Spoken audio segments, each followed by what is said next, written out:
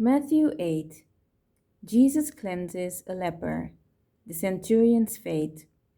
When Jesus came down from the mountain, large crowds followed him, and the leper came up to him and bowed down before him, saying, Lord, if you are willing, you are able to make me clean. You are able to make me well. Jesus reached out his hand and touched him, saying, I am willing, be cleansed.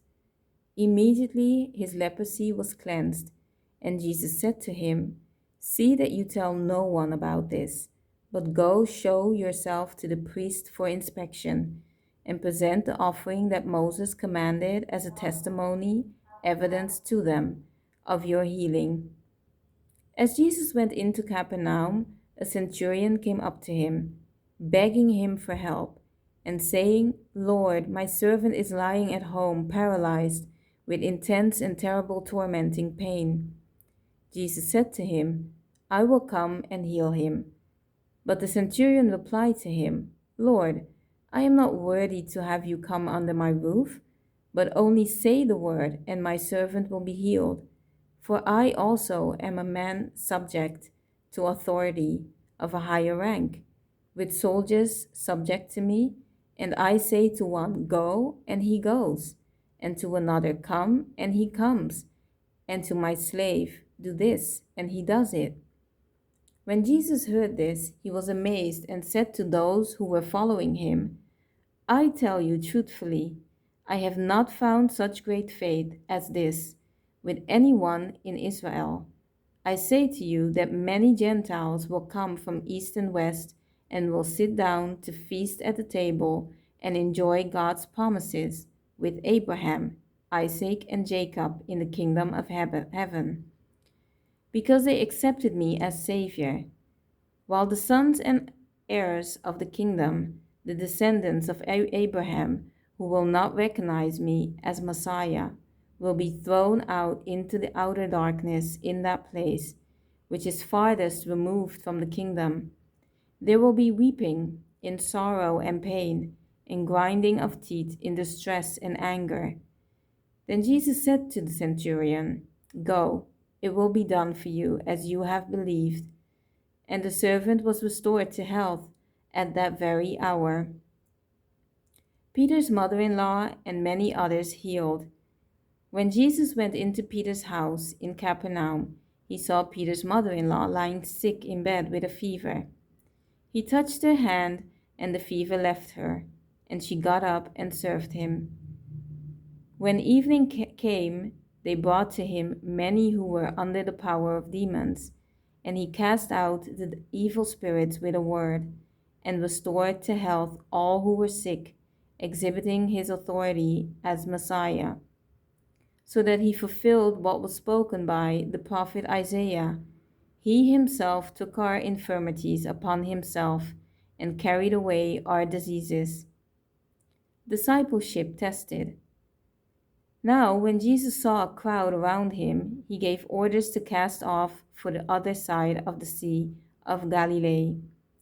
Then, on his way to board the boat, a scribe who was respected and authoritative interpreter of the law came and said to him, Master, I will accompany you as your student wherever you go. Jesus replied to him, Foxes have holes, and the birds of the air have nests, but the Son of Man has nowhere to lay his head. Another of the disciples said to him, Lord, let me first go and bury my father, collect my inheritance. But Jesus said to him, Follow me, believing in me as master and teacher, and allow the spirituality dead to bury their own dead. When he got into the boat, his disciples followed him, and suddenly a violent storm arose on the sea, so that the boat was being covered by the waves. But Jesus was sleeping, and the disciples went and woke him, saying, Lord, save us, we are going to die. He said to them, Why are you afraid, you men of little faith?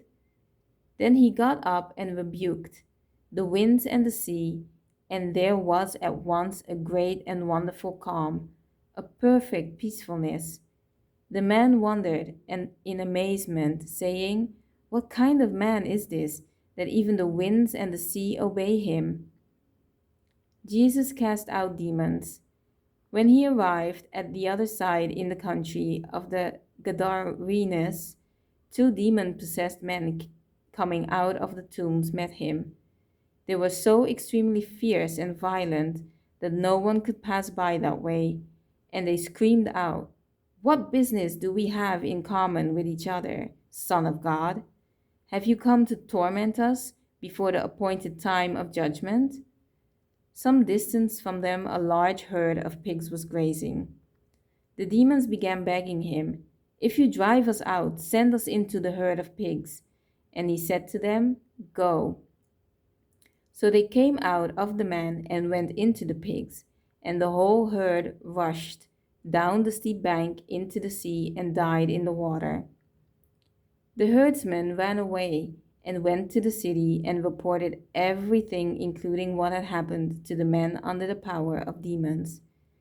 And the whole city came out to meet Jesus, and as soon as they saw him, they begged him to leave their region.